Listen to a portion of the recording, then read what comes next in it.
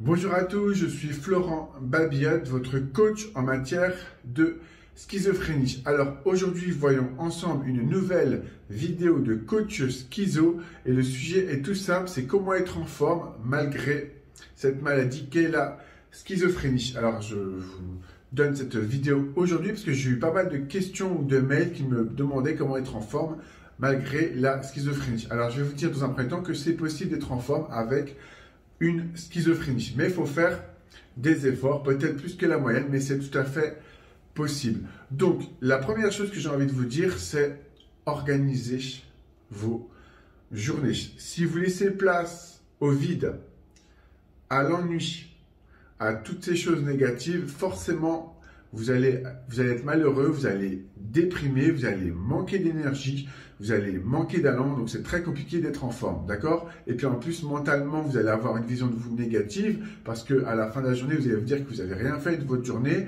donc c'est pas constructif, et le lendemain matin, quand vous allez vous réveiller avec quoi vous allez vous réveiller? Finalement, avec la pensée que vous avez eue avant de dormir plutôt, j'ai rien fait de ma journée. Donc du coup, vous allez vous réveiller avec cette sensation d'avoir rien fait la veille. Donc du coup, vous êtes dans une énergie finalement négative et ça ne va pas vous mettre en train pour la journée. Alors c'est vrai que c'est très important d'organiser ces journées. Dans mes coachings, je dis et je conseille vraiment aux gens d'organiser leur journée. Quand je dis organiser vos journées, c'est par exemple de prévoir des choses. Alors je sais que par moments, vous pouvez avoir des traitements très forts qui vont vous fatiguer, mais il faut quand même prévoir des choses dans votre journée. Ça peut être à telle heure, je vais lire un petit peu, à telle heure, je fais une marche, pour ceux qui ne peuvent pas travailler pour le moment. Ça peut être à telle heure, je vais écouter de la musique, à telle heure, j'essaye de faire un peu de sport. Alors là, peut-être que ça fait beaucoup pour une journée, pour ceux qui n'ont pas l'habitude. Donc allez-y étape par étape. Commencez par faire une ou deux activités par journée. Et puis, vous pouvez aussi également vous octroyer un moment où vous pouvez faire la sieste si vous voulez. De telle heure à telle heure, par exemple, pendant 40 minutes, hein, parce que les études prouvent que les siestes, dans l'idéal, il ne faudrait pas faire plus de 45 minutes pour conserver un équilibre et bien dormir aussi la nuit, parce que si vous dormez 3 heures dans l'après-midi, ça va être difficile de bien dormir la nuit. Donc là, je vous parlais de sommeil aussi, et c'est vrai que le sommeil est très important. Le sommeil, alors je vous conseille de vous coucher à heure régulière, parce qu'en fait, il faut respecter le rythme circadien de votre corps, et si vous respectez ce rythme-là, c'est-à-dire de vous coucher entre 22 heures ou 23 heures tous les jours, eh bien, vous allez avoir une meilleure qualité de sommeil, vous allez avoir un meilleur rythme circadien, donc quand vous allez vous réveiller, vous allez être plus en forme que si vous avez un sommeil finalement haché ou désorganisé, c'est-à-dire que si vous vous couchez un jour à 2 heures, le lendemain à 22 heures, le surlendemain, je ne sais pas moi, à 3 heures du matin, eh bien, vous allez manquer d'énergie parce que votre sommeil ne sera pas régulier et il ne sera pas récupérateur. Également, il faut savoir que quand on se couche avant minuit, le sommeil est plus récupérateur et beaucoup plus récupérateur qu'après. Donc c'est vraiment quelque chose à méditer et à mettre en pratique. Vous pouvez également, pour avoir de l'énergie, pratiquer la programmation neurolinguistique. J'en ai parlé dans certaines de mes vidéos, mais j'insiste parce que c'est vraiment très important. Et il y a une grande différence entre comprendre la programmation neurolinguistique et l'appliquer. La programmation neurolinguistique, c'est vrai que c'est un nom un peu barbare comme ça, mais c'est finalement le fait de savoir reformuler des pensées qui vont être négatives, ou même vous pouvez le faire avec vos voix, ou si vous avez de la paranoïa, vous pouvez le faire avec la paranoïa. Je vais vous donner un exemple concret. Vous êtes dans la rue, vous croisez un groupe de personnes qui rigolent.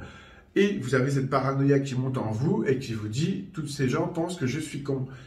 Vous reformulez dans votre tête et vous dites « Toutes ces gens pensent que je suis bien ». Déjà, le niveau de stress diminue. Vous n'êtes plus dans des pensées, dans des voix négatives, dans une forme de paranoïa négative. Vous avez transformé finalement ce côté négatif en une force, en quelque chose de positif. C'est ça la programmation neurolinguistique. C'est à la fois reformuler des idées, des pensées, mais aussi vous pouvez l'utiliser pour la paranoïa ou les voix. Et le but, c'est de reformuler de façon positive.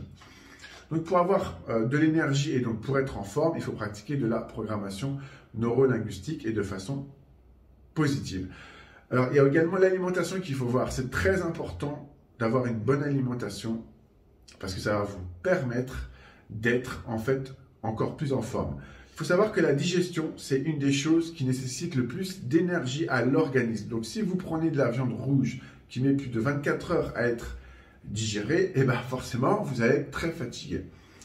Si vous prenez une pizza, si vous prenez des pâtes, des patates, ça met beaucoup de temps à digérer. Le corps va mettre beaucoup de temps à digérer. Si vous mettez beaucoup de temps à digérer, vous allez être très fatigué. Par contre, si vous prenez des légumes, de la salade, si vous prenez des pâtes, mais que vous réduisez les portions, par exemple, rien ne vous interdit de prendre des pâtes en entrée, mais pas en plat de résistance, vous voyez. Comme ça, vous conservez un aliment que vous aimez, mais vous le prenez dans des proportions raisonnables et donc vous gardez votre énergie. Donc, je vous conseille vraiment de vous renseigner sur l'alimentation parce que c'est très important d'avoir une alimentation équilibrée de façon à maintenir votre énergie. Alors, je voudrais aussi revenir sur une idée reçue qui est totalement fausse. C'est quand on est fatigué, en fait, il y a une partie de notre cerveau qui va finalement voir une forme de facilité en se disant je suis fatigué donc ça sert à rien que je fasse des activités ou que je fasse quelque chose aujourd'hui parce que je suis fatigué. Donc si je suis fatigué,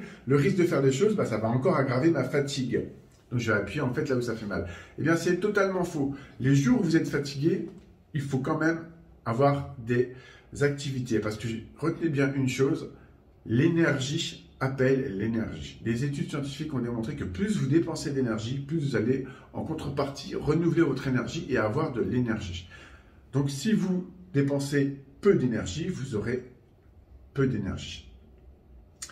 Donc là, on va en venir au sport parce que le sport permet de renouveler l'énergie. Qu'est-ce qui se passe quand on fait du sport? On dépense de l'énergie. Au début, on va être un peu fatigué parce qu'on n'a pas forcément l'habitude d'en faire. Mais plus vous allez en faire et plus vous allez avoir de l'énergie parce que vous allez augmenter votre métabolisme. Le métabolisme, en fait, c'est un peu finalement ce qui va déterminer votre énergie aussi dans votre corps. C'est à quelle vitesse vous récupérez, à quelle vitesse vous éliminez les graisses aussi, notamment. Et plus vous allez avoir un métabolisme performant, plus vous allez être en forme.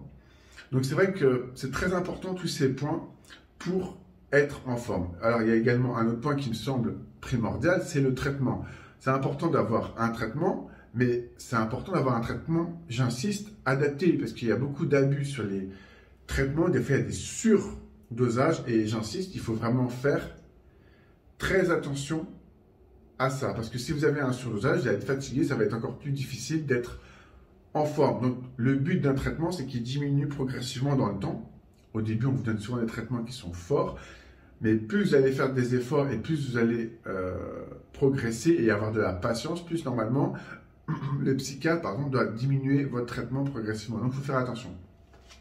Un traitement adapté, c'est aussi quand il y a plus d'effets positifs que négatifs. Il y a un équilibre et une balance entre les deux. Alors, je suis pas fermé pour les gens qui le pensent. Je pense qu'on peut peut-être s'en sortir aussi sans traitement, mais je pense que ça nécessite encore plus d'efforts. Donc, si vous n'avez pas de traitement et que vous êtes contre les médicaments, vous avez le droit, mais donc dans ces cas-là, il faut faire aussi des efforts. Et ça, je pense que vous le savez, il faut trouver des techniques comme la programmation neurolinguistique et tout ce que je vous ai dit avant, il faut l'appliquer de façon à pouvoir progresser et à rester en forme. Si vous êtes en forme, il y a également une chose, il faut courir après le bonheur. Parce que si vous êtes heureux, vous allez être en forme. Entourez-vous de gens positifs qui vont vous tirer vers le haut. Entourez-vous et nourrissez-vous intellectuellement surtout. C'est important d'avoir de la nourriture intellectuelle. Intéressez-vous à des centres d'intérêt. Ayez des passions. Si vous avez des passions, le temps passe plus vite. Vous n'allez pas vous ennuyer. Vous allez être heureux, donc en forme. Ayez des objectifs. C'est primordial. Donc, dans cette vidéo, qu'est-ce que nous avons vu? Nous avons vu dans le désordre. Parce que je suis comme ça, moi je marche dans le désordre. Je suis sûr que vous allez quand même comprendre. Donc, dans le désordre, on a vu qu'il fallait avoir un sommeil récupérateur, d'accord? Dormez à heure fixe.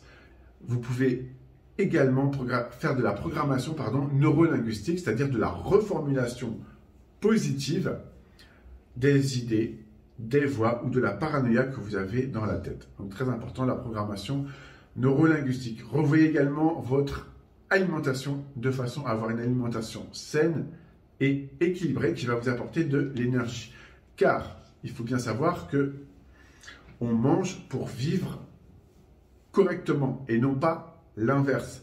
La nourriture doit vous servir de base nutritionnelle, mais surtout énergétique. Si vous mangez et qu'après vous êtes épuisé et fatigué, c'est que vos apports caloriques soit sont insuffisants ou sont tout simplement mauvais, trop gras ou trop lourds et trop difficiles à digérer. Donc c'est important de revoir son alimentation. Des fois, il faut juste faire un rééquilibrage alimentaire. Moi, j'en ai fait un quand j'avais pris du poids suite à mon traitement et donc du coup, ça a bien marché. Donc, c'est vraiment important l'alimentation. Qu'est-ce qu'on a vu encore? On a vu qu'il fallait avoir des activités, qu'il fallait être capable de programmer sa journée avec des activités. On a également vu qu'il fallait courir après le bonheur en ayant des centres d'intérêt, en ayant des objectifs, tout simplement en ayant des passions parce que ça va combler en fait l'ennui, le vide. Et donc, quand vous vous ennuyez pas, quand vous êtes à fond, quand vous êtes focus sur quelque chose, eh bien, forcément, vous allez être plus heureux et plus actif. Il y a une dernière chose que je voudrais dire que je n'ai pas dite dans cette vidéo, parce que là, je faisais un petit résumé comme vous l'avez remarqué, et la patience. J'ai fait une vidéo sur l'art de la patience en matière de schizophrénie. Si vous avez de la patience envers vous-même, si vous acceptez qu'il y aura des jours sans, mais que vous continuez à maintenir l'effort dans la durée sur du long terme, vous aurez des résultats exponentiels au bout d'un moment. Donc, il faut accepter qu'il y a des jours sans, accepter des échecs et voir ces échecs finalement comme une forme d'apprentissage. Et si vous voyez les échecs comme une forme d'apprentissage, vous allez progresser et vous allez surtout être en forme. J'espère que cette vidéo vous a plu. N'hésitez pas à la liker, à la partager et vous pouvez également vous abonner à ma chaîne YouTube. Et si vous voulez un coaching, vous pouvez me contacter par mail. À très bientôt!